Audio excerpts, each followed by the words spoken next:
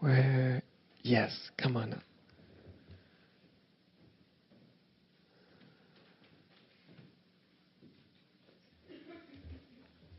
Hi, welcome. Thank you.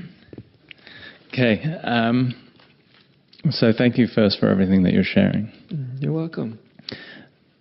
You talk about the unmanifest, and you started today's speech citing the tsunami and the energy that's brought from the unmanifest into the manifest. Right.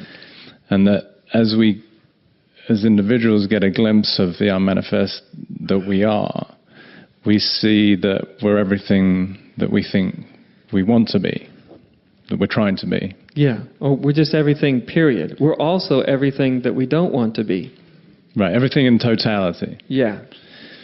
So then, for me, it begs a question, because if, or you said more accurately, we realize there's, in that position, there's no wanting. Right. Consciousness does not want in and of itself. Right. Right? I'm not saying that this particular body and mind doesn't have certain wants. If you ask me, what movie do you want to go to? I'll go, well, I want to go to this one, and that one I don't want to go to.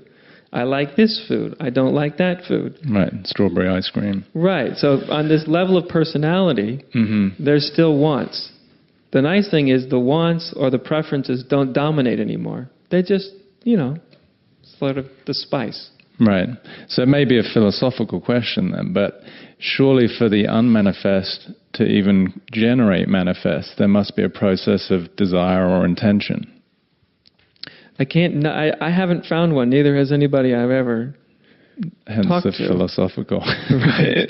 Except to say that it is simply the nature of whatever we want to call it. The one, spirit, God, the unmanifest. It is the nature of emptiness to be in expression, to overflow. It's its nature to be creative.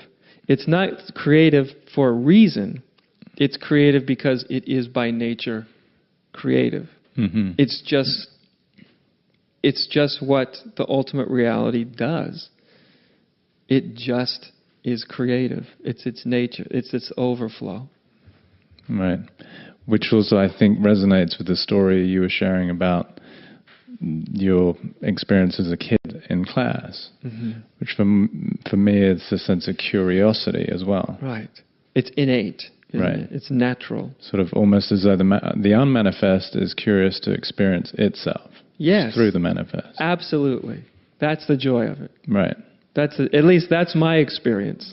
Likewise. Right? Yeah. But I was just curious to get your opinion. Absolutely. Hence the curiosity. It's the same thing. Yes. Which secondly goes into the question then of choice and free will versus destiny. Uh-oh. Okay. I'll go there. Right. Again, curiosity. Whatever thoughts you have on that. Well, first thought is who? Right. Whose free will, whose destiny? Because that implies individuality. Either one.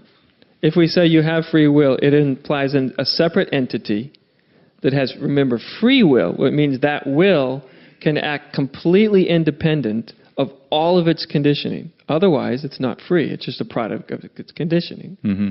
So if there's no free will only applies to an entity. Either way, we're talking about an entity. You have free will or you don't have free will. Now, if there's not really a separate entity, then to even speak of free will is sort of silly. But even to speak of no free will, it's just as silly. Because you're talking to something and about something that doesn't really exist in the first place.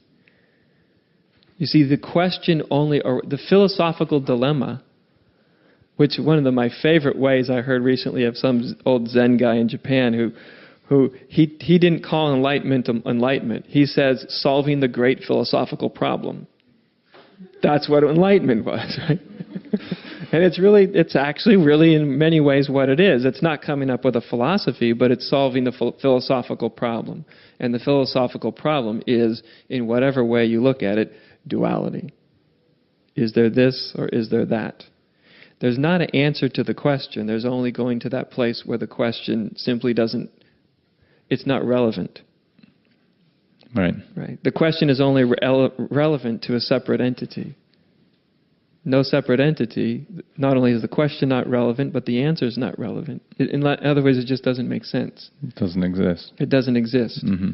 You see what I mean? Yeah, absolutely. But outside of that truth, on the relative level, I just tell people when it appears as though you have a choice, make it. And when it doesn't appear that you have a choice, don't make it. Right.